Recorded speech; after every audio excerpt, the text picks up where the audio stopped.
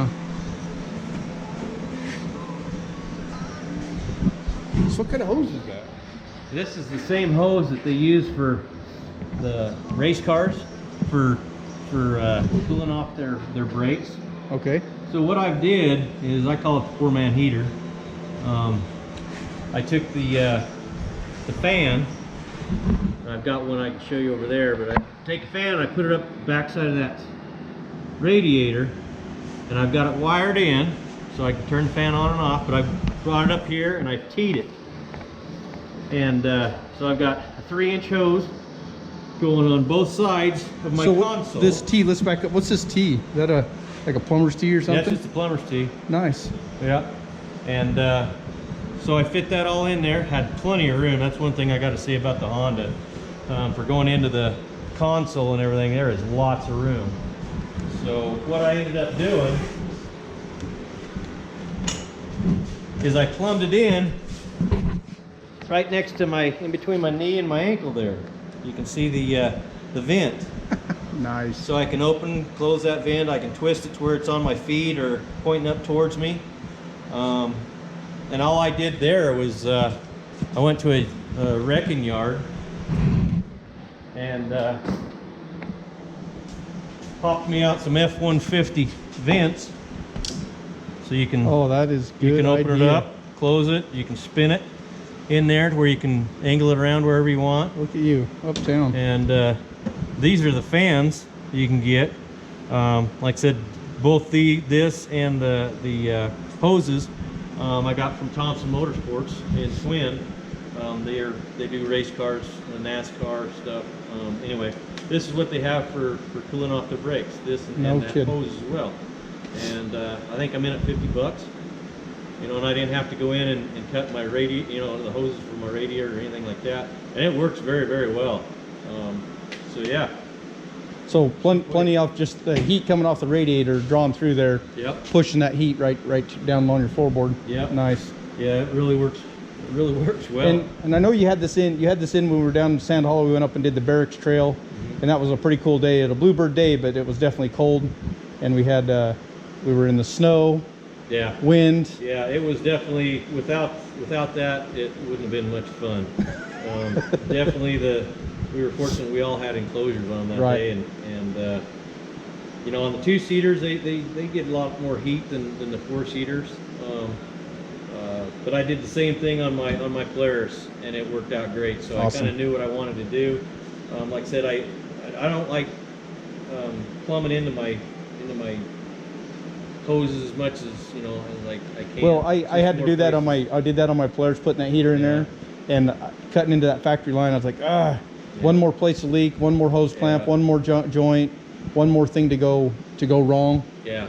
This worst thing that happens is the motor burns out. You just don't have the fan blowing air through. Exactly. It won't change anything on the machine to get out. Through, yeah. But not, and you know, and in the summer, all I got to do is change my the angle, so I'm not pulling heat. I'll actually just be pulling temperature, ambient temperature, but I'll be able to blow ambient temperature right onto my feet. Gotcha. And keep the heat off there a little bit as well. Nice. So I see you got some foam up here in the front a little bit. I put some foam up here in the front as well. I can open it, close it, whatever I want to do with this thing. I put it up around here too, just to kind of condense the area that's going to be pulling from. And man, it's been great. Nice. Haven't had any kind of overheating issues, even with it blocked all the way off. Wow. But one thing I did do just to verify, or to make sure we didn't have any problems when we were busting all that snow down there in Sand Hollow, was when we stopped one time, I did open that up a little bit because I was pushing snow for quite a while, breaking trail there. Yeah, you were leading us through that. I didn't want to have any issues where we were back in no man's land. Yeah, I agree. So anyway, works really well. It's just a piece of foam. Nice. Did the same thing up in here, just to give it a smaller area for that to be able to pull from. But you know, it turned out good. I think it's pretty clean looking installation, and a heater for 50 bucks is pretty hard to beat. Yeah. I can- It's your on and off for the heater right there. Awesome. Oh, and this is for your turn signals too. That's one thing we haven't covered is Yeah. doing the turn signals you got on here. That's Yeah, cool. we can do that too. Nice. And those go right into the factory Yeah. brake lights That's in the rear? UTC, UTC, I think it is. Blinker kit that we've got on this. Works- XTC. XTC, you're correct. XTC, no? The XTC blinker kit that we've got on this thing. It's super easy to install. We've got, I'm not going to take it all off right now, but I put all my wiring and everything that's up in here in a box, fuse box. Super easy to do. Like I say, to run the wires back on these Hondas, the console, you've got all kinds of room in there to run lots of wire back Nice. there. And the XTCs, they plug right into the rear lights.